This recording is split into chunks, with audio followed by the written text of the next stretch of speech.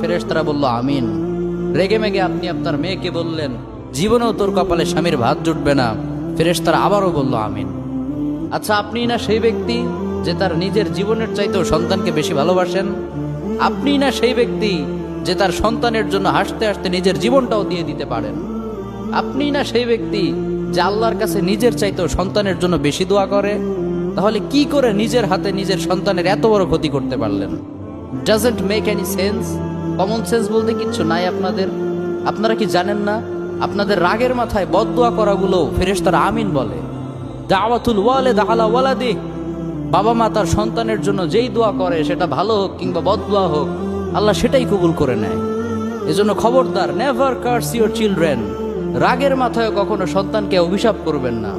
খুব বেশি রাগ উঠে গেলে তার জন্য উল্টা ভালো দোয়া করেন। কাবা শরীফের একজন ইমাম আছে, ইমাম আল কালবানি, তার মায়ের যখন প্রচন্ড পরিমাণ